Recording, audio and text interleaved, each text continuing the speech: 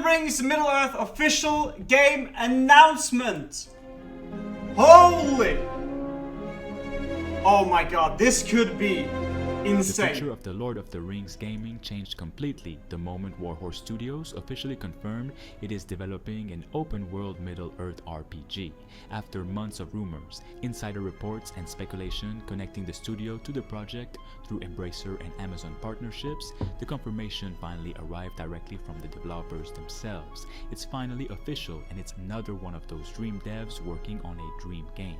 I remember feeling this different kind of excitement with Star Wars Battlefront by DICE. What a perfect match. And considering what the studio achieved with Kingdom Come Deliverance 2, expectations immediately skyrocketed, especially with these new details. Drop a like if you're excited, and let's start. What makes this...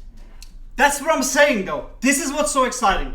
Listen, a lot of people have tried to make games out of like movies and books, right? And it's always like a cash grab feel to it. Nearly always.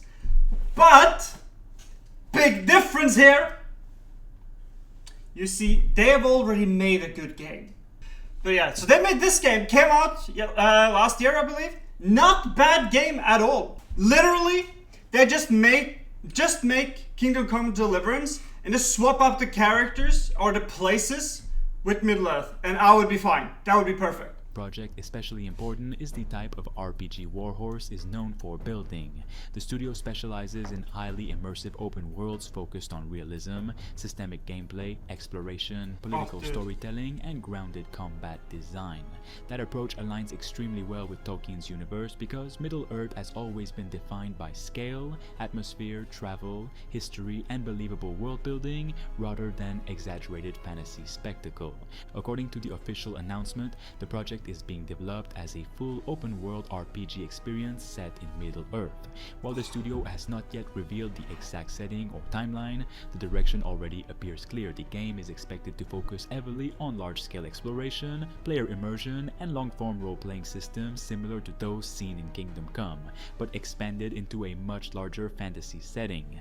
Based on Warhorse's existing design philosophy, players can likely expect a highly detailed world structure built around interconnected regions, settlements, wilderness zones, and dynamic environmental storytelling. The studio's... Oh, I'm a little bit like, man, I want to believe, brother. You know what the problem is?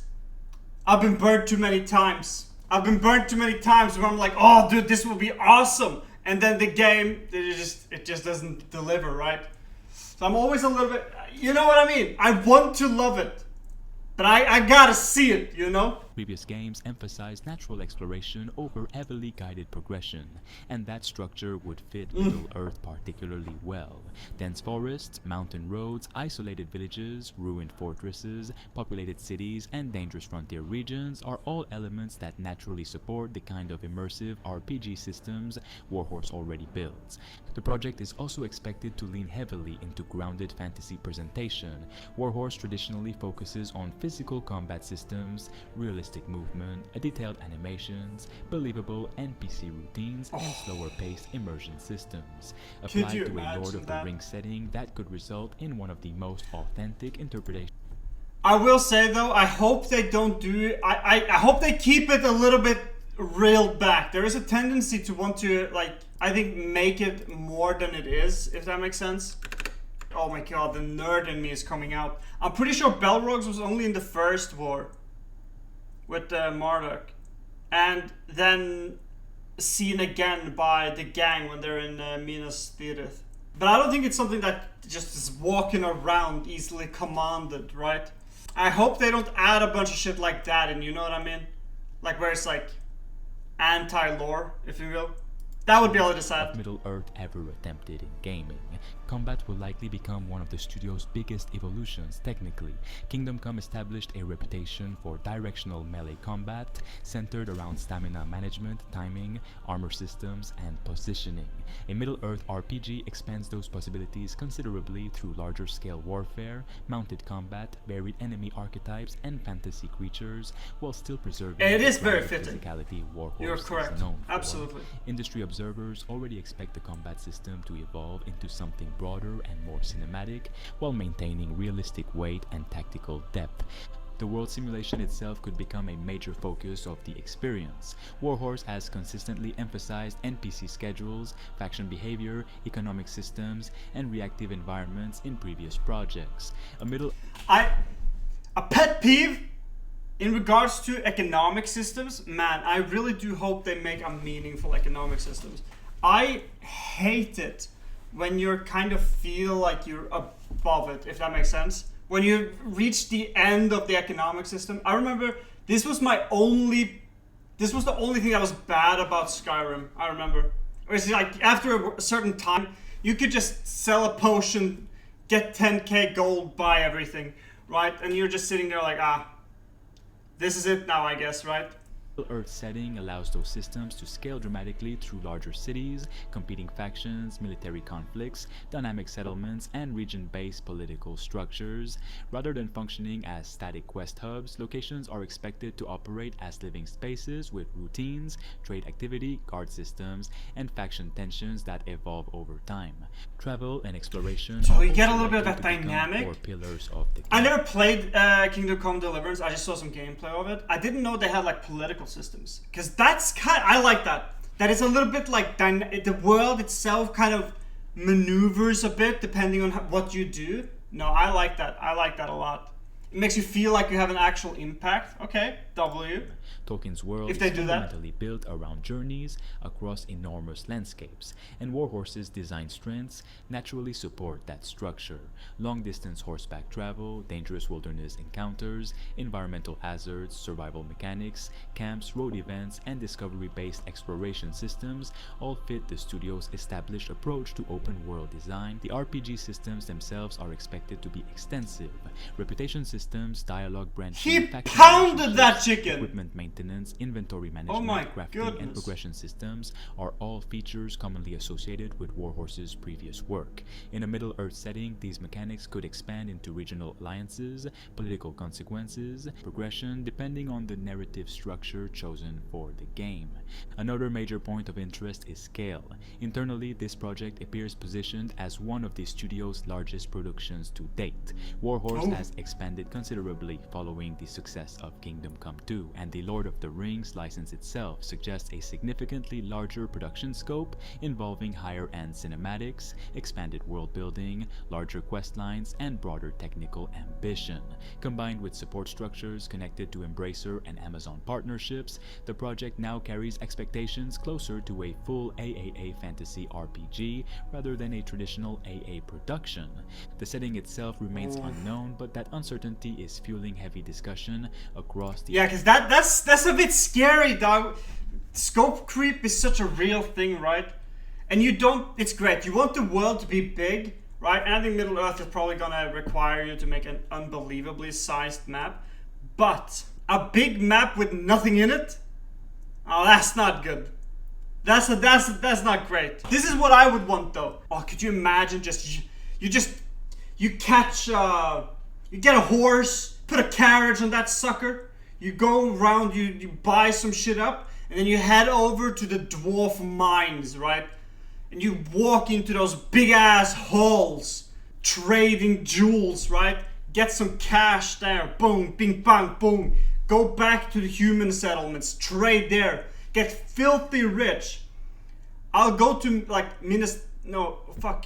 it's Moria I'm thinking of. Minas Tirith is the city.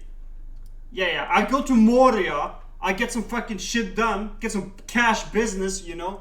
Then I go to Minas Tirith and I'll buy my ass a house in the city, you know. That's what I want. Fuck y'all with this like killing the evil guy. I want to go get filthy rich, you know. Live my life. I want to get a wife, a couple kids, you know. I want to live a life there. RPG community. Middle-earth offers enormous possibilities depending on the chosen era.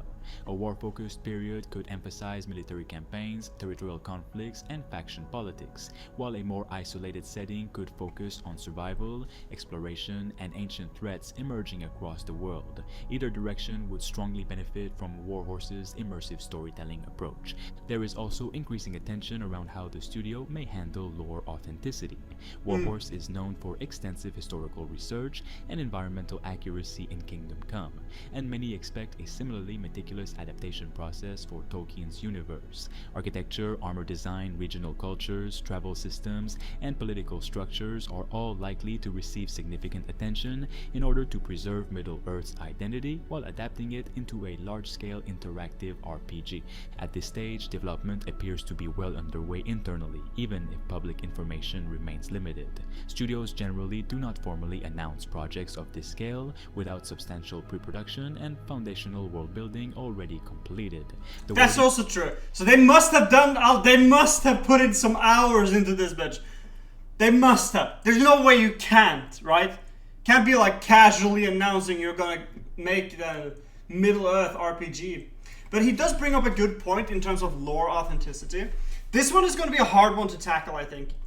How can you be authentic to the lore, right? Because if you're gonna play like a lesser character in Lord of the Rings, right? Somebody who isn't like Bilbo or Frodo. Well, it depends on how far you want to go back, though. There's some really great stories that you can take and characters you could pick. But, you know, the most decisive ones are already kind of established. So if you want to be lore accurate at the same time, it probably won't be that significant, if that makes sense. Because if they want their main character, the character you play, to be very significant for Middle-earth, and not just like a sandboxy RPG, that might be a little bit more difficult to execute on. But I do hope they try it. I do hope they go into like the Silmarillions and find like a story of an epic battle and a quest and some characters that are unique and spectacular. You know, it's not like Lord of the Rings is lacking lore. You know what I mean? I hope they do. Of Warhorse's announcement also suggests confidence in the direction of the project rather than an early conceptual tease. For RPG fans specifically, this combination of studio and license represents one of the most promising fantasy projects currently in development. Warhorse has already demonstrated an ability to create deeply immersive historical worlds with complex systems and strong environmental storytelling. Applying those same strengths to Middle-earth immediately positions this project among the most anticipated open-world RPGs in the industry. And if you really start looking at what Warhorse has become after Kingdom Come, Deliverance 2, this project suddenly stops sounding like one of those impossible fantasy game ideas that never actually happen.